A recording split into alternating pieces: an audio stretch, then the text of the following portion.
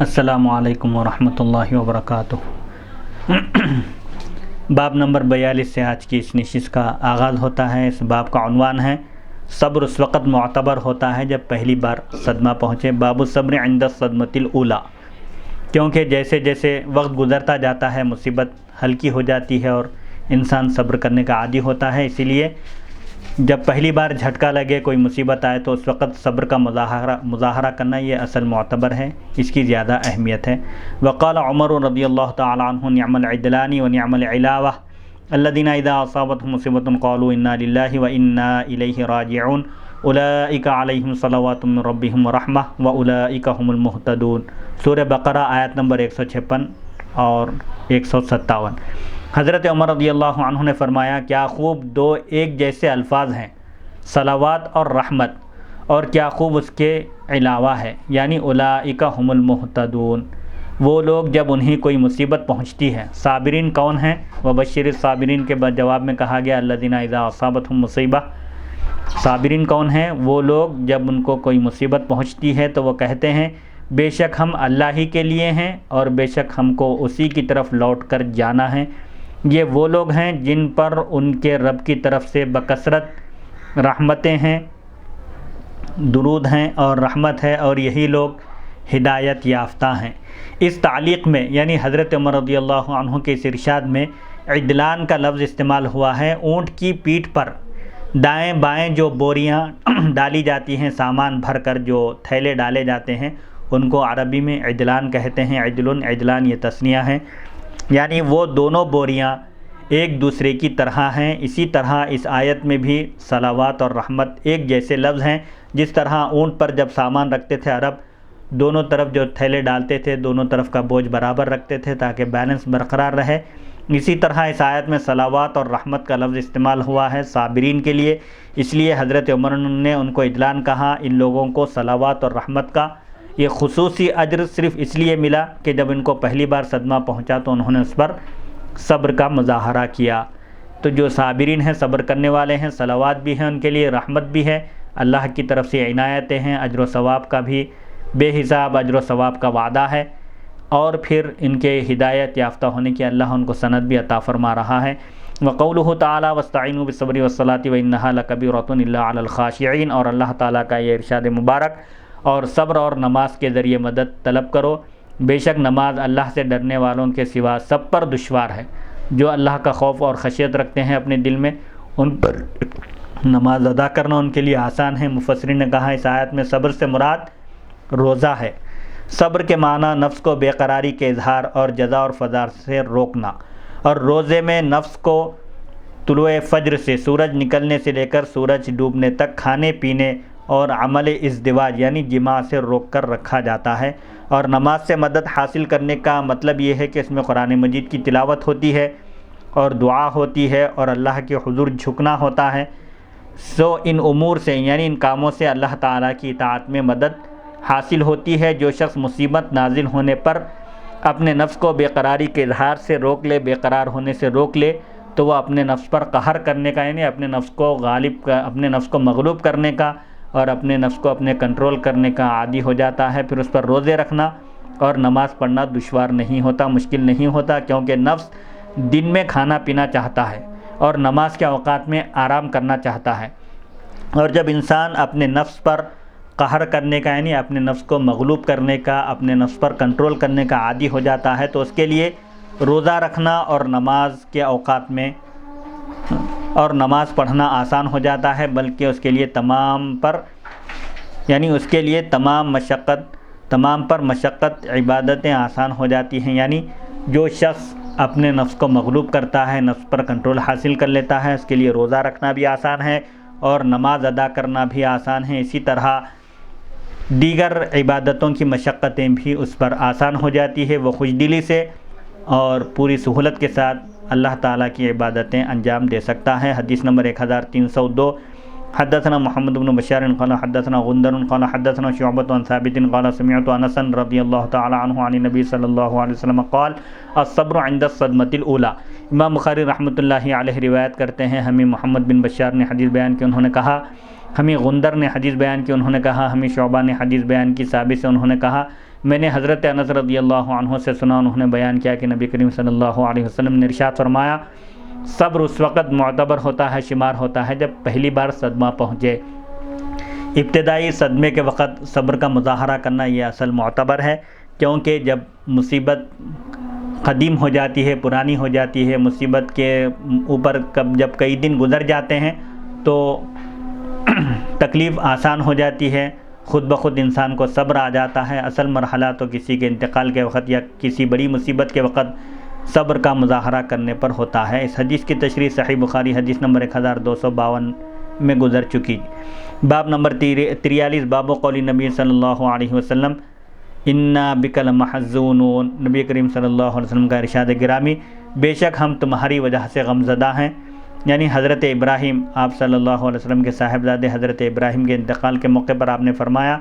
انا بک لمحزونون۔ وقال ابن عمر رضی اللہ تعالی عنہما عن النبی صلی اللہ علیہ وسلم تدمع العین ویحزن القلب، اور حضرت ابن عمر رضی اللہ عنہما نے نبی کریم صلی اللہ علیہ وسلم سے یہ حدیث روایت کی اس موقع پر جب حضرت ابراہیم رضی اللہ عنہ جو آپ کے صاحبزادے ہیں ان کا انتقال ہوا تو آپ نے فرمایا آنکھ آنسو بہا رہی ہے اور دل غمزدہ ہے۔ اس تعلیق کی اصل یہ حدیث ہے۔ حضرت انس رضی اللہ عنہ بیان کرتے ہیں کہ رسول اللہ صلی اللہ علیہ وسلم نے فرمایا آج رات میرے گھر بیٹا پیدا ہوا جس کا نام میں نے اپنے باپ ابراہیم کے نام پر رکھا، پھر آپ نے اس بیٹے کو لوہار کی بیوی ام سیف کو دے دیا، اس لوہار کا نام ابو سیف تھا۔ ایک روز آپ صلی اللہ علیہ وسلم اس کے پاس گئے، میں بھی آپ کے ساتھ تھا۔ جب ہم اس کے پاس پہنچے تو وہ بھٹی پر کام کر رہا تھا، بھٹی میں کام کر رہا تھا اور گھر دھوئیں سے بھرا ہوا تھا۔ میں رسول اللہ صلی اللہ علیہ وسلم کے پاس اس کے ہاں جلدی گیا اور اس سے کہا اے ابو سیف ذرا ٹھہر جاؤ، رسول اللہ صلی اللہ علیہ وسلم تشریف لائے ہیں۔ وہ ٹھہر گئے، یعنی وہ اپنے کام سے رک گئے۔ پھر رسول اللہ صلی اللہ علیہ وسلم نے بچے کو طلب فرمایا اور ان کو اپنے ساتھ چمٹا لیا اور جو اللہ تعالیٰ نے چاہا وہ فرمایا۔ حضرت انس نے کہا میں اس بچے کو دیکھ رہا تھا، وہ رسول اللہ صلی اللہ علیہ وسلم کے سامنے جان دے رہے تھے، یعنی اس بچے کا آخری وقت آ پہنچ چکا تھا، ان کی روح نکل رہی تھی۔ رسول اللہ صلی اللہ علیہ وسلم کی گود میں تھے وہ، رسول اللہ صلی اللہ علیہ وسلم کی آنکھوں سے آنسو بہنے لگے۔ آپ نے فرمایا آنکھیں رو رہی ہیں اور دل غمزدہ ہے اور ہم وہی بات کہتے ہیں جس سے ہمارا رب راضی ہو، اور اللہ کی قسم اے ابراہیم ہم تمہاری وجہ سے غمزدہ ہیں، ہم تمہارے فراق میں، تمہاری جدائی میں آنسو بہا رہے ہیں، دل پر غم کی کیفیت طاری ہے، لیکن ہم زبان سے کوئی ایسی بات نہیں کہتے جس سے اللہ ناراض ہو جائے۔ حدیث نمبر 1303، حدثنا الحسن بن عبد العزیز قال حدثنا یحیی بن حسان قال حدثنا قریش هو ابن حیان عن ثابت عن انس بن مالک رضی اللہ تعالی عنہ قال دخلنا مع رسول اللہ صلی اللہ علیہ وسلم على ابی سیف القین وكان ظئرا لابراہیم علیہ السلام فاخذ رسول اللہ صلی اللہ علیہ وسلم ابراہیم فقبله وشمه ثم دخلنا علیہ بعد ذلك وابراہیم یجود بنفسه فجعلت عینا رسول اللہ صلی اللہ علیہ وسلم تذرفان فقال له عبد الرحمن بن عوف رضی اللہ تعالی عنہ وانت یا رسول اللہ فقال یا ابن عوف انها رحمة ثم اتبعها باخرى فقال صلی اللہ علیہ وسلم ان العین تدمع والقلب يحزن ولا نقول الا ما يرضى ربنا وَإِنَّا بِفِرَاقِكَ يَا إِبْرَاهِيمُ لَمَحَزُّونُونَ رواه موسى عن سليمان بن المغيرة عن ثابت عن انس رضی اللہ تعالی عنہ عن نبی صلی اللہ علیہ وسلم۔ امام بخاری رحمۃ اللہ علیہ روایت کرتے ہیں ہمیں حسن بن عبدالعزیز نے حدیث بیان کی، انہوں نے کہا ہمیں یحییٰ بن حسان نے بیان کیا، انہوں نے کہا ہمیں قریش نے بیان کیا اور وہ ابن حیان ہیں۔ ثابت سے انہوں نے روایت کی، انہوں نے حضرت انس بن مالک رضی اللہ عنہ سے روایت کیا، بیان کرتے ہیں کہ ہم رسول اللہ صلی اللہ علیہ وسلم کے ساتھ ابو سیف نامی لوہار کے پاس گئے اور وہ حضرت ابراہیم رضی اللہ عنہ کے رضاعی والد تھے۔ پس رسول اللہ صلی اللہ علیہ وسلم نے حضرت ابراہیم کو اپنی گود میں اٹھایا، پس انہیں بوسہ دیا اور سونگھا۔ پھر اس کے بعد ہم ان کے پاس گئے اور حضرت ابراہیم اس وقت اپنی جان دے رہے تھے، یعنی حضرت ابراہیم حضور اکرم صلی اللہ علیہ وسلم کے فرزند ارجمند آپ صلی اللہ علیہ وسلم کی گود میں تھے اور ان کی روح نکل رہی تھی۔ یہ منظر دیکھ کر رسول اللہ صلی اللہ علیہ وسلم کی دونوں آنکھوں سے آنسو بہنے لگے۔ حضرت عبد الرحمن بن عوف رضی اللہ تعالیٰ عنہ نے عرض کیا، آپ صلی اللہ علیہ وسلم سے عرض کیا یا رسول اللہ صلی اللہ علیہ وسلم آپ بھی رو رہے ہیں؟ تو آپ صلی اللہ علیہ وسلم نے فرمایا اے ابن عوف یہ آنسو رحمت ہیں۔ پھر دوبارہ آنسو بہنے لگے۔ پس رسول اللہ صلی اللہ علیہ وسلم نے فرمایا بے شک آنکھ رو رہی ہے اور دل غمگین ہے، اور ہم صرف وہی بات کہتے ہیں جس سے ہمارا پروردگار راضی ہو، اور اے ابراہیم ہم تمہاری جدائی پر غمزدہ ہیں، تمہاری جدائی سے ہم، تمہارے فراق سے ہم غمگین ہیں۔ اس حدیث کو موسیٰ نے سلیمان بن مغیرہ سے، انہوں نے ثابت سے، انہوں نے انس رضی اللہ عنہ سے، انہوں نے نبی کریم صلی اللہ علیہ وسلم سے روایت کیا۔ اس حدیث شریف کی سند کے راوی ہیں حسن بن عبدالعزیز ابن الوزیر، ان کا انتقال سن 257 ہجری میں ہوا اور یہ عراق میں انتقال کیے۔ نمبر 2 یحییٰ بن حسان، ان کی کنیت ابو زکریا ہیں، یہ اپنے وقت کے مقتدی اور امام تھے۔ نمبر 3 قریش بن حیان ابو بکر عجلی ہیں۔ نمبر 4 ثابت بن اسلم بنانی ہیں۔ نمبر 5 حضرت انس بن مالک رضی اللہ تعالی عنہ۔ مشکل الفاظ کے معنی اور سیدنا ابراہیم رضی اللہ عنہ کا تذکرہ۔ اس حدیث میں قین کا لفظ آیا ہے، اس کے معنی ہے لوہار۔ یہ ابو سیف کی صفت ہے، ابو سیف ان کی کنیت ہے اور ان کا نام برا بن اوس تھا۔ نیز اس حدیث میں ذئر کا لفظ ہے، اس کے معنی ہے دودھ پلانے والی کا شوہر۔ ان کی بیوی کا نام خولہ بنت منذر ہے، یہ ام بردہ کے نام سے مشہور تھیں۔ یہ حضرت ابراہیم رضی اللہ عنہ کو دودھ پلانے والی تھیں۔ حضور اکرم صلی اللہ علیہ وسلم کے صاحبزادے کو انہوں نے دودھ پلایا۔ نبی کریم صلی اللہ علیہ وسلم کی اولاد 8 ہیں، بعض روایات کے مطابق، بعض مورخین کے قول کے مطابق 7 ہیں۔ نمبر 1 قاسم، انہی کے نام کے ساتھ آپ کی کنیت تھی جو آپ کے بڑے فرزند تھے قاسم، ان کی طرف نسبت کرتے ہوئے آپ صلی اللہ علیہ وسلم کی کنیت ابو القاسم تھی، آپ کو ابو القاسم کہا جاتا ہے۔ نمبر 2 طاہر۔ نمبر 3 طیب۔ ایک قول یہ ہے کہ یہ دونوں ایک ہی ہیں، ایک ہی صاحبزادے کے دو نام ہیں، طاہر اور طیب، ایک قول کے مطابق، اور ایک قول کے مطابق طاہر الگ ہیں اور طیب الگ ہیں۔ نمبر 4 ابراہیم، اور 4 صاحبزادیاں ہیں، حضرت سیدتنا زینب، حضرت سیدتنا رقیہ، حضرت سیدتنا ام کلثوم اور حضرت سیدتنا فاطمہ زہرا رضی اللہ تعالی عنہم۔ حضرت ابراہیم رضی اللہ عنہ کے علاوہ آپ کی تمام اولاد حضرت خدیجۃ الکبریٰ رضی اللہ تعالی عنہا سے ہوئی۔ حضرت ابراہیم حضرت ماریہ قبطیہ کے بدن سے تولد ہوئے، یعنی پیدا ہوئے۔ حضرت زینب ابو العاص کے بیٹے کے نکاح میں تھیں آپ کی بڑی صاحبزادی حضرت رقیہ، اور حضرت ام کلثوم یک کے بعد دیگر، ایک کے انتقال کے بعد دوسرے حضرت عثمان رضی اللہ عنہ کے نکاح میں تھیں، یعنی حضرت رقیہ اور حضرت ام کلثوم یہ دونوں بہنیں ہیں۔ ایک کے انتقال کے بعد حضور اکرم صلی اللہ علیہ وسلم نے پھر اپنی دوسری صاحبزادی سے حضرت عثمان رضی اللہ عنہ کا نکاح فرمایا، اور حضرت سیدہ فاطمہ زہرا رضی اللہ تعالی عنہ حضرت علی رضی اللہ عنہ کے نکاح میں تھیں رضی اللہ عنہم اجمعین۔ اس پر اتفاق ہے کہ حضرت ابراہیم حضور اکرم صلی اللہ علیہ وسلم کے فرزند ارجمند ذوالحجہ سن 8 ہجری میں پیدا ہوئے۔ واقدی یہ ایک مورخ ہیں، واقدی کو یقین ہے کہ وہ 10 ربیع الاول سن 10 ہجری میں فوت ہوئے۔ واقدی کے قول کے مطابق وہ سن 10 ہجری 10 ربیع الاول میں انتقال کیے۔ ابن حزم نے کہا ان کی عمر 16 مہینے اور 8 دن تھی۔ محمود بن لبیس سے روایت ہے کہ ان کی عمر 18 ماہ تھی، یعنی 1.5 سال کے تھے وہ۔ ان کی فضیلت میں یہ حدیث ہے، حضرت انس بن مالک رضی اللہ عنہ بیان کرتے ہیں کہ میں نے رسول اللہ صلی اللہ علیہ وسلم سے زیادہ کسی کو اپنی اولاد پر مہربان اور شفیق نہیں دیکھا۔ حضرت ابراہیم رضی اللہ عنہ مدینے کی بالائی بستی میں دودھ پیتے تھے، عرب کا طریقہ تھا، اور چھوٹے بچوں کو دودھ پینے کی عمر میں وہ لوگ دایا کے حوالے کرتے تھے تاکہ وہ لوگ ان کو دودھ پلائیں، اور جو گاؤں کا قریے کا جو ماحول ہوتا تھا اس کی فضا میں، اس کی کھلی فضا میں پروان چڑھیں۔ اسی مقصد سے عرب اپنی اولاد کو دودھ پلانے والی عورتوں کے حوالے کرتے تھے۔ آپ صلی اللہ علیہ وسلم مدینے کی بالائی بستی میں جہاں حضرت ابراہیم آپ کے صاحبزادے موجود تھے، آپ وہاں تشریف لے جاتے تھے اور ہم بھی آپ کے ساتھ ہوتے تھے، حالانکہ وہاں دھواں ہوتا تھا، 1 منٹ بھی وہاں رکنا ٹھہرنا دشوار ہوتا تھا، کیونکہ ان کی دایا کے شوہر لوہار تھے۔ حضرت ابراہیم جس خاتون کا دودھ پیتے تھے ان کے شوہر لوہار تھے، لوہے کا کام کرتے تھے، وہاں دھواں ہوتا تھا بھٹی کا۔ مسلسل آپ صلی اللہ علیہ وسلم بچے کو بوسہ دیتے، بچے سے ملاقات کرتے، پیار اور شفقت سے پیش آتے، پھر واپس تشریف لاتے۔ جب حضرت ابراہیم کا انتقال ہو گیا تو آپ نے فرمایا ابراہیم میرا بیٹا ہے، اور وہ دودھ پینے کے زمانے میں انتقال کر گئے، اور ان کے لیے 2 دودھ پلانے والیاں ہیں جو جنت میں مدت رضاعت تک ان کو دودھ پلائیں گی۔ یعنی ان کا انتقال ہو گیا ہے، جبکہ ابھی ان کی رضاعت کی مدت باقی تھی، دودھ پینے کی عمر میں، شیر خواری کی عمر میں ان کا انتقال ہوا۔ جنت میں ان کو ایک دایہ ان کی مدت رضاعت تک دودھ پلائے گی۔ کس قسم کا رونا جائز ہے اور کس قسم کا رونا منع ہے؟ علامہ ابن بطال مالکی لکھتے ہیں، اس سے پہلے ابواب میں بیان کیا جا چکا ہے کہ آواز سے رونا،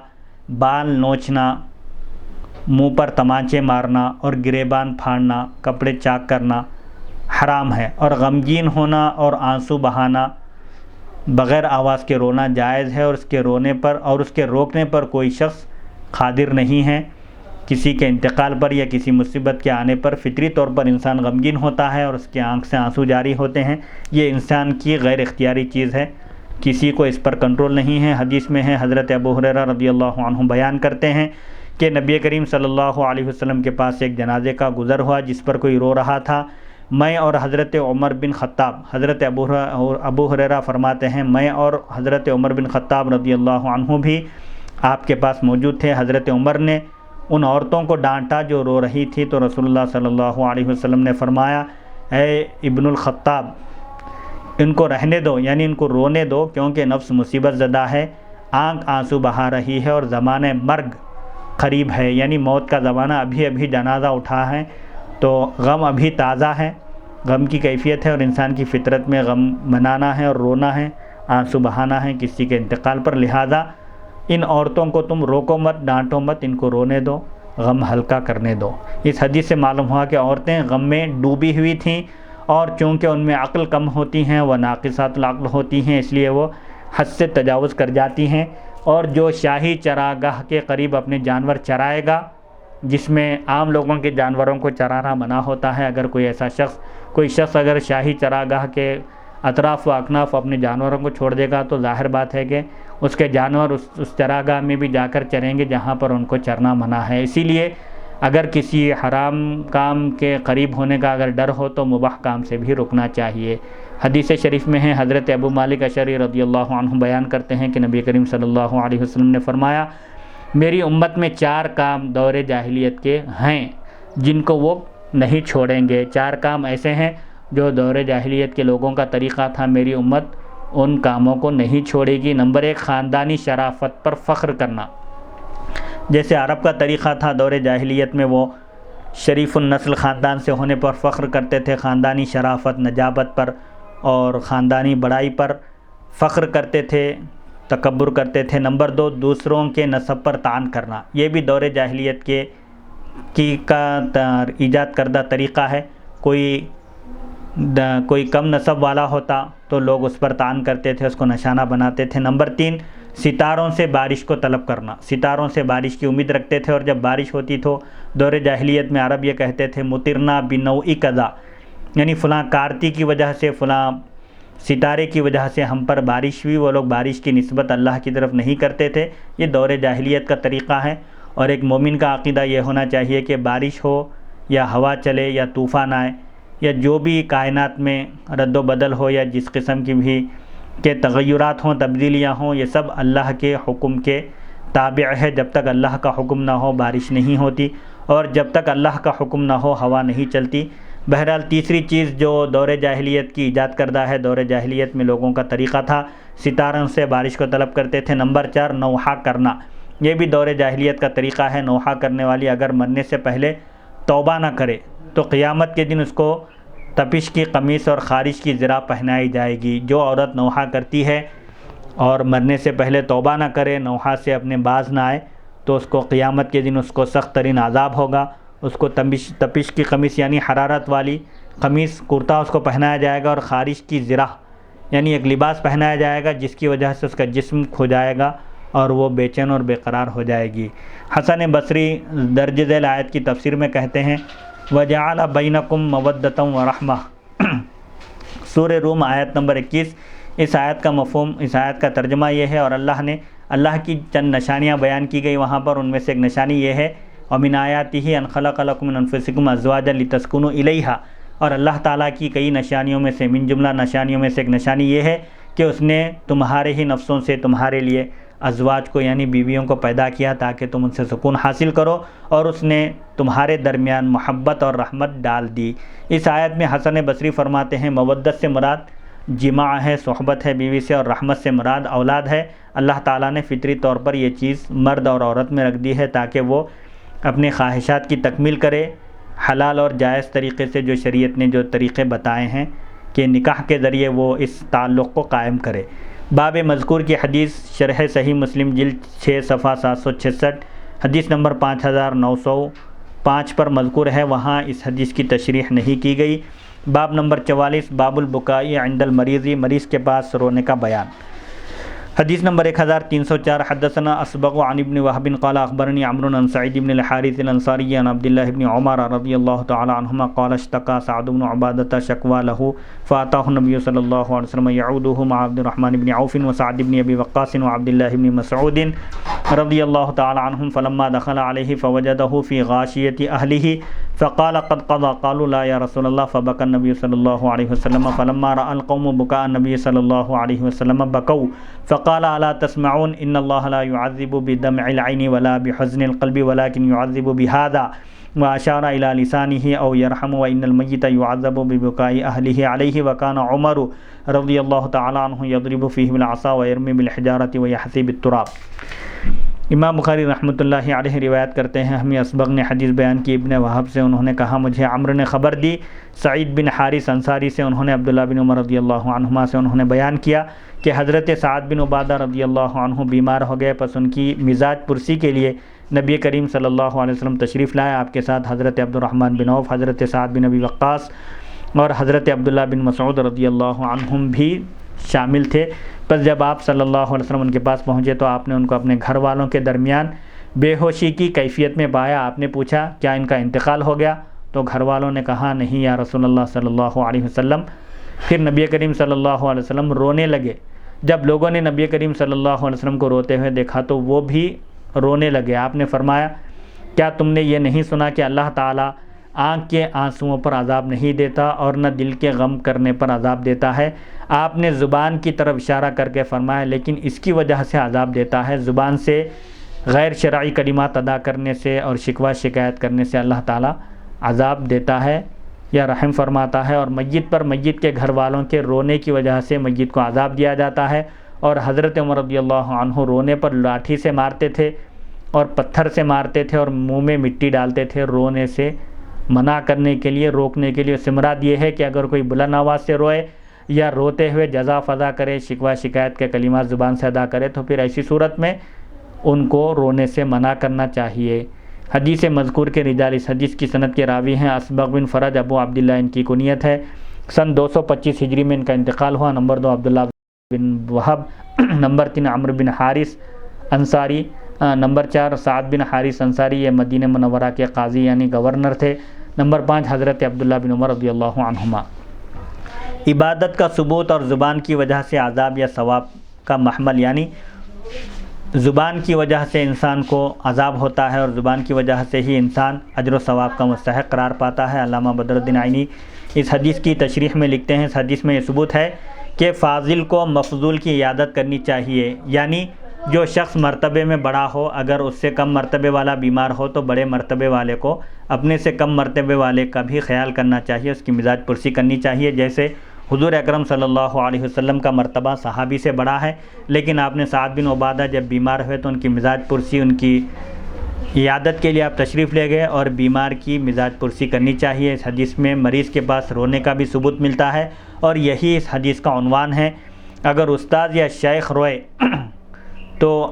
اس کی اتباع میں تلامذہ اور مریدین کو بھی رونا چاہیے۔ اگر مرشد کو رونا آ جائے تو مریدین کو بھی ان کی اتباع میں رونا چاہیے۔ اسی طرح استاذ کی آنکھ سے اگر آنسو نکلے تو شاگردوں کو، تلامذہ کو بھی ان کی اتباع میں، ان کی پیروی میں رونا چاہیے۔ نبی کریم صلی اللہ علیہ وسلم نے فرمایا زبان کی وجہ سے اللہ عذاب دیتا ہے یا رحم فرماتا ہے، یعنی اگر زبان سے نوحہ کیا یا اللہ تعالیٰ کی تقدیر کا شکوہ کیا، اللہ کے فیصلے پر عدم رضا یعنی ناراضگی کا اظہار کیا تو اللہ عذاب دیتا ہے، اور اگر زبان سے یہ کہا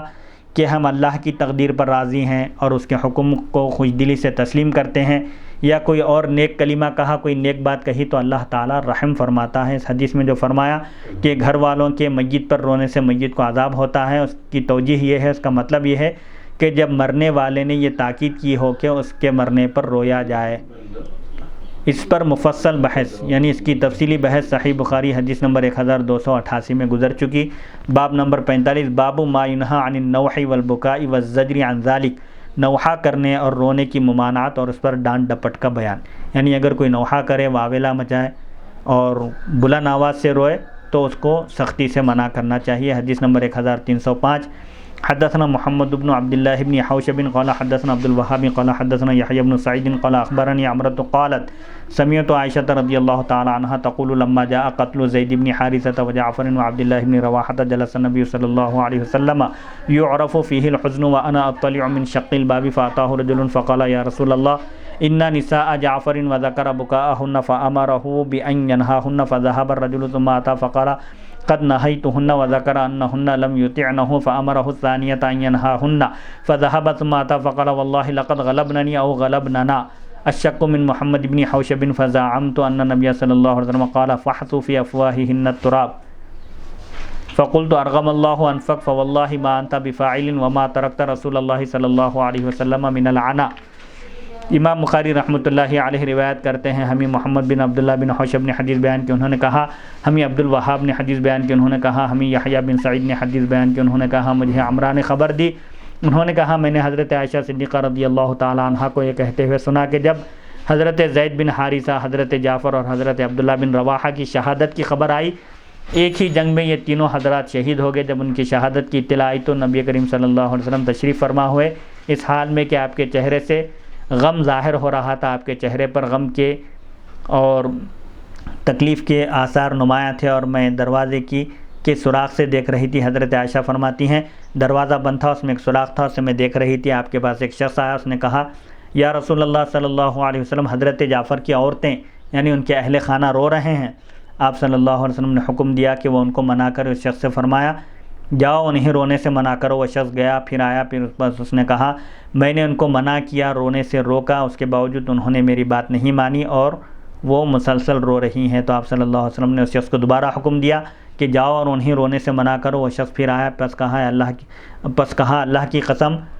اس مرتبہ جب میں نے ان کو رونے سے روکا تو وہ مجھ پر غالب آ گئیں، یعنی میری بات انہوں نے نہیں مانی اور بدستور روتی رہی، یا یہ کہا کہ وہ ہم پر غالب آ گئیں، مجھ پر غالب آ گئی یا ہم پر غالب آ گئی۔ اس میں محمد بن حوشب کو شک ہے، غلبننی کہا اس شخص نے یا غلبننا کہا، پس میں نے گمان کیا کہ نبی کریم صلی اللہ علیہ وسلم نے فرمایا۔ حضرت عائشہ فرماتی ہیں میں سمجھتی ہوں کہ جب دوسری مرتبہ بھی رونے سے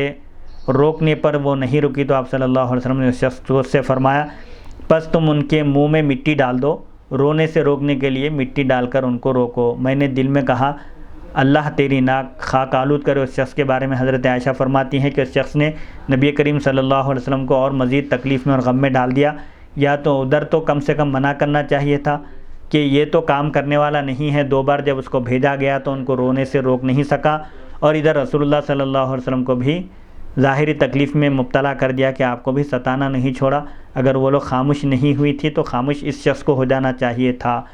بہرحال اس حدیث کی تشریح صحیح بخاری حدیث نمبر 1299 میں گزر چکی۔ حدیث نمبر 1306، حدثنا عبداللہ بن عبد الوهاب قال حدثنا حماد بن زید قال حدثنا ایوب بن محمد بن ام عطیہ رضی اللہ تعالی عنہ قالت اخذ علینا النبی صلی اللہ علیہ وسلم عند البیعۃ الا ننوح فما وفت منا امرأة غیر 5 نسوة ام سلیم وام العلاء وابنت ابی صبرة امرأة معاذ وامرأتین ابی ابنت ابی صبرة وامرأة معاذ وامرأة اخرى۔ امام بخاری رحمۃ اللہ علیہ روایت کرتے ہیں ہمیں عبداللہ بن عبد الوہاب نے حدیث بیان کی، انہوں نے کہا ہمیں حماد بن زید نے حدیث بیان کی، انہوں نے کہا ہمیں ایوب نے حدیث بیان کی محمد سے، انہوں نے حضرت ام عطیہ رضی اللہ عنہا سے وہ بیان کرتی ہیں کہ رسول اللہ صلی اللہ علیہ وسلم نے بیعت کے وقت ہم سے یہ عہد لیا، یہ وعدہ لیا کہ ہم نوحہ نہیں کریں گے، بس 5 عورتوں کے سوا ہم میں سے کسی نے یہ وعدہ پورا نہیں کیا۔ وہ 5 عورتیں خواتین کون ہیں؟ حضرت ام سلیم، حضرت ام العلاء، ابو صبرہ کی صاحبزادی معاذ رضی اللہ عنہ کی اہلیہ، اور 2 عورتیں یا انہوں نے کہا ابو صبرہ کی بیٹی اور معاذ کی بیوی اور ایک عورت، 5 عورتوں کے سوا کسی نے بھی حضور اکرم صلی اللہ علیہ وسلم کے اس وعدے کو نہیں نبھایا۔ نوحہ کی ممانعت اور تحریم کی وجوہات۔ نوحہ کرنا منع ہے، اور کیوں نوحہ کرنا حرام ہے؟ اس حدیث میں یہ بیان ہے کہ نوحہ کرنا زمانہ جاہلیت کی چیخ و پکار ہے، زمانہ جاہلیت کی یہ ایجاد کردہ شے ہے اور یہ حرام ہے، کیونکہ آپ نے ان عورتوں سے صرف فرائض پر بیعت لی تھی کہ وہ اللہ کے ساتھ کسی کو شریک نہیں ٹھہرائیں گی، اور وہ زنا نہیں کریں گی، چوری نہیں کریں گی، اور اپنی اولاد کو قتل نہیں کریں گی۔ انہی میں آپ نے یہ بھی ایک چیز شامل کی کہ وہ نوحہ نہیں کریں گی۔ حضرت ام عطیہ نے کہا صرف 5 عورتوں نے اس عہد کو پورا کیا، اس وعدے کا پاس و لحاظ رکھا۔ اسے معلوم ہوا کہ عورتوں کے متعلق نبی کریم صلی اللہ علیہ وسلم کا یہ قول صادق ہے، یہ سچا ہے کہ عورتیں دین اور عقل میں ناقص ہیں، ان کی عقل کمزور ہوتی ہے اور یہ ٹیڑھی پسلی سے پیدا کی گئی ہیں، اور جس کی یہ صفت ہو اس کا حق کی طرف رجوع کرنا اور اس پر یعنی حق پر عمل کرنا مشکل ہوتا ہے۔ اس حدیث سے معلوم ہوا کہ نوحہ کرنا بہت برا کام ہے، اس کے انکار کا اور اس کی مذمت کا اہتمام کرنا چاہیے۔ اگر کہیں نوحہ ہو تو اس کا انکار کرنا چاہیے، سختی سے اس کو منع کرنا چاہیے، کیونکہ یہ غم کو ابھارتا ہے۔ اللہ تعالیٰ نے مصیبت پر صبر کرنے کا حکم دیا ہے، اور نوحہ کرنا یہ صبر کی ضد اور اس کے خلاف ہے، اور اس میں اللہ تعالیٰ کی قضا اور اس کی تقدیر کو تسلیم کرنے کی مخالفت ہے۔ نوحہ کرنے کا مطلب یہ ہے کہ نوحہ کرنے والا اللہ کے فیصلے پر راضی نہیں ہے اور اس کی تقدیر کو تسلیم نہیں کر رہا ہے۔ باب نمبر 46، باب القیام للجنازتی، اگر کسی جگہ سے جنازہ گزرے تو اس کے لیے کھڑے ہونے کا بیان۔ حدیث نمبر 1307، حدثنا علی بن عبداللہ قال حدثنا سفیان قال حدثنا الزہری عن سالم عن ابیہ عن عامر بن ربیعہ عن النبی صلی اللہ علیہ وسلم قال اذا رأيتم الجنازة فقوموا حتى تخلفكم قال سفیان قال الزہری قال اخبرنی سالم عن ابیہ قال اخبرنا عامر بن ربیعہ عن النبی صلی اللہ علیہ وسلم زاد الحمیدی حتی تخلفکم او توضع۔ امام بخاری رحمۃ اللہ علیہ روایت کرتے ہیں، ہمیں علی بن عبداللہ نے حدیث بیان کی، انہوں نے کہا ہمیں سفیان نے حدیث بیان کی، انہوں نے کہا ہمیں زہری نے حدیث بیان کی سالم سے، انہوں نے اپنے والد سے، انہوں نے عامر بن ربیعہ سے، انہوں نے نبی کریم صلی اللہ علیہ وسلم سے روایت کیا، آپ نے فرمایا جب تم کسی جنازے کو دیکھو تو کھڑے ہو جاؤ یہاں تک کہ جنازہ تم کو پیچھے چھوڑ دے، یعنی جنازہ تمہارے پاس سے آگے بڑھ جائے یا پھر جنازے کو نیچے رکھ دیا جائے، یہاں تک کہ جنازہ تم کو پیچھے چھوڑ دے۔ سفیان نے کہا، زہری نے کہا مجھے سالم نے خبر دی اپنے والد سے، انہوں نے کہا ہمیں عامر بن ربیعہ نے خبر دی نبی کریم صلی اللہ علیہ وسلم سے۔ حمیدی نے روایت میں یہ اضافہ کیا یہاں تک کہ جنازہ تمہیں پیچھے چھوڑ دے یا جنازہ نیچے رکھ دیا جائے، اس وقت تک تم کھڑے رہو۔ جنازے کے لیے قیام کی حدیث کا منسوخ ہونا، یعنی اذا رأیتم الجنازۃ فقوموا، جب تم جنازہ دیکھو تو کھڑے ہو جاؤ، یہ حکم اب باقی نہیں رہا، یہ حکم کینسل ہو گیا، ختم ہو گیا۔ علامہ ابن بطال مالکی لکھتے ہیں موت کی تعظیم کے سبب سے جنازے کے لیے قیام کرنے کا معمول ہے، یعنی موت کوئی معمولی چیز نہیں ہے۔ جب انسان پر موت طاری ہوتی ہے، اس کی روح نکل جاتی ہے تو اس کا تعلق دنیا سے بالکل ختم ہو جاتا ہے، یہ کوئی ایک معمولی چیز نہیں ہے بلکہ بہت بڑی چیز ہے، اسی لیے اس کے لیے قیام کرنے کا عمل چلا آ رہا تھا، کیونکہ موت وحشت اور خوف کا سبب ہے، اس لیے کھڑے ہو کر اس کا استقبال کرنا چاہیے۔ حدیث شریف میں ہے، حضرت ابو ہریرہ رضی اللہ عنہ بیان کرتے ہیں کہ نبی کریم صلی اللہ علیہ وسلم کے پاس ایک جنازہ گزرا تو آپ کھڑے ہو گئے، اور جو لوگ آپ کے ساتھ تھے ان سے فرمایا کھڑے ہو جاؤ، کیونکہ موت سے وحشت ہوتی ہے اور اس کا خوف ہوتا ہے۔ حضرت ابو موسیٰ نے جنازے کے لیے کھڑے ہونے کا حکم دیا اور کہا جنازے کے ساتھ فرشتے ہوتے ہیں، تم ان کی تعظیم کے لیے کھڑے ہو۔ جنازے کو دیکھ کر کھڑے ہونے کی ایک وجہ یہ بیان کی جا رہی ہے کہ جنازے کے ساتھ فرشتے چلتے ہیں، فرشتوں کے احترام میں ان کی تعظیم میں کھڑے ہونا چاہیے۔ ایک جماعت صحابہ اور فقہاء تابعین نے ان حدیثوں پر عمل کیا، صحابہ اور فقہاء کی ایک جماعت نے، فقہاء کی دوسری جماعت نے کہا کہ جب جنازہ گزرے تو قیام نہ کیا جائے، اس کے لیے کھڑے نہ ہو، اور انہوں نے کہا کہ جنازہ دیکھ کر بیٹھ جائے، خواہ ابھی جنازے کو کندھوں سے اتار کر نہ رکھا گیا ہو۔ ان کی دلیل ان احادیث شریفہ سے ہے۔ ابو معمر حضرت علی رضی اللہ عنہ سے روایت کرتے ہیں کہ ہم بیٹھے ہوئے تھے، پس ایک جنازہ گزرا تو ہم کھڑے ہو گئے۔ حضرت علی نے فرمایا یہ کیا ہے، یہ کیسا قیام ہے؟ ہم نے کہا یہ ابو موسیٰ کا حکم ہے۔ حضرت علی رضی اللہ عنہ نے فرمایا رسول اللہ صلی اللہ علیہ وسلم جنازے کو دیکھ کر ایک مرتبہ کھڑے ہوئے تھے، پھر آپ دوبارہ نہیں کھڑے ہوئے۔ عبد الرحمن بن ابی لیلہ بیان کرتے ہیں کہ ہم حضرت علی رضی اللہ عنہ کے پاس تھے، ہمارے پاس ایک جنازہ گزرا تو ایک شخص کھڑا ہو گیا، پس حضرت علی نے کہا یہ کیا ہے؟ یہ تو یہود کا طریقہ ہے جنازے کو دیکھ کر کھڑے ہونے کا۔ ابو اسحاق بیان کرتے ہیں کہ حضرت علی رضی اللہ عنہ کے اصحاب اور حضرت عبداللہ بن مسعود رضی اللہ عنہ کے اصحاب کے پاس سے جنازہ گزرتا تو وہ جنازے کو دیکھ کر کھڑے نہیں ہوتے تھے۔ علامہ ابن بطال فرماتے ہیں یہ احادیث اس بات کی دلیل ہیں کہ جنازے کے لیے جو کھڑے ہونے کا حکم تھا ابتدائے اسلام میں وہ اب ختم ہو گیا، کیونکہ حضرت علی رضی اللہ عنہ نے بیان کیا کہ بعد میں رسول اللہ صلی اللہ علیہ وسلم جنازے کو دیکھ کر بیٹھ گئے تھے۔ آپ نے صرف ایک مرتبہ قیام فرمایا تھا، اس کے بعد آپ نے کبھی جنازے کو دیکھ کر قیام نہیں فرمایا۔ سعید بن مسیب سید التابعین، عروہ بن زبیر، امام مالک بن انس، امام ابو حنیفہ اور ان کے اصحاب اور امام شافعی رحمۃ اللہ علیہم کا یہی مذہب ہے۔ امام طحاوی فرماتے ہیں صحیح بخاری حدیث نمبر 1307 میں حضرت عامر بن ربیعہ کی روایت ہے کہ رسول اللہ صلی اللہ علیہ وسلم نے فرمایا جب تم جنازے کو دیکھو تو کھڑے ہو جاؤ۔ اس کے برخلاف حضرت عبداللہ بن عمر رضی اللہ عنہما اور ان کے اصحاب جنازے کو رکھنے سے پہلے، زمین پر نیچے رکھنے سے پہلے بیٹھ جاتے تھے۔ اسے معلوم ہوا کہ حضرت عامر بن ربیعہ کی حدیث منسوخ ہو چکی، یعنی ان کی حدیث میں جو حکم ہے وہ اب باقی نہیں ہے۔ قاسم بیان کرتے ہیں کہ حضرت عائشہ رضی اللہ عنہا نے فرمایا اہل جاہلیت جنازے کے لیے قیام کرتے تھے، دور جاہلیت والے، بس حضرت عائشہ رضی اللہ عنہا جنازے کے لیے قیام کرتے تھے، یعنی جنازے کو دیکھ کر کھڑے ہوتے تھے۔ حضرت عائشہ رضی اللہ عنہا نے جنازے کے لیے قیام کا اصلاً انکار کرتی تھی، یعنی جنازے کو دیکھ کر کھڑا نہیں ہونا چاہیے، اور یہ خبر دیتی تھی کہ کسی جنازے کو دیکھ کر کھڑے ہونا یہ دور جاہلیت کا طریقہ ہے۔ حضور اکرم صلی اللہ علیہ وسلم جو ایک جنازے کو دیکھ کر کھڑے ہوئے تو اس کی تشریح میں بعض شارحین فرماتے ہیں کہ وہ جنازہ ایک یہودی کا تھا اور حضور اکرم صلی اللہ علیہ وسلم کے سر مبارک سے وہ جنازہ اونچا ہو گیا تھا، اسی لیے حضور اکرم صلی اللہ علیہ وسلم اٹھ کر کھڑے ہو گئے، کیونکہ آپ کا مقام و مرتبہ سب سے بلند و بالا ہے، آپ سید الانبیاء ہیں،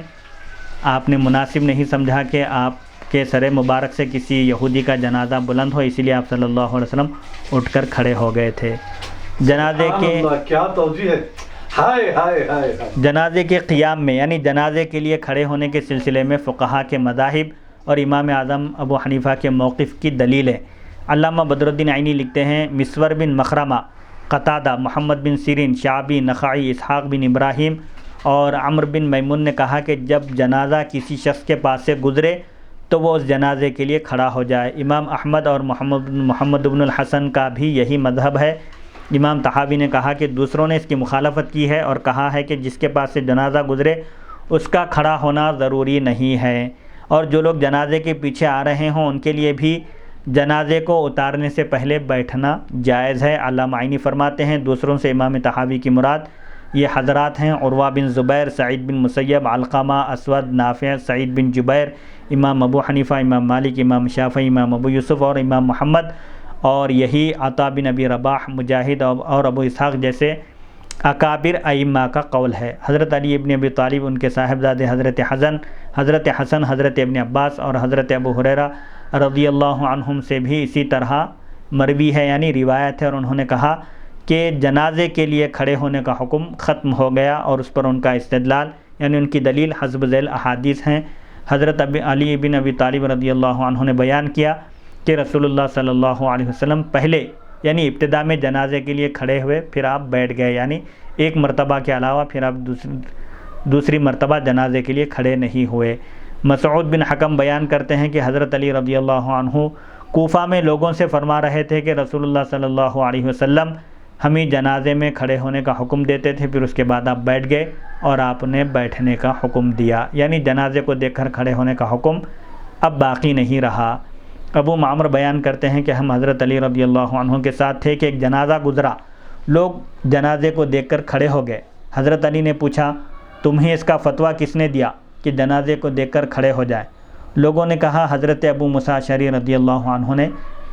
دیا، یعنی انہوں نے بتایا۔ حضرت علی نے فرمایا رسول اللہ صلی اللہ علیہ وسلم نے اس طرح ایک مرتبہ کیا تھا، اس وقت آپ اہل کتاب سے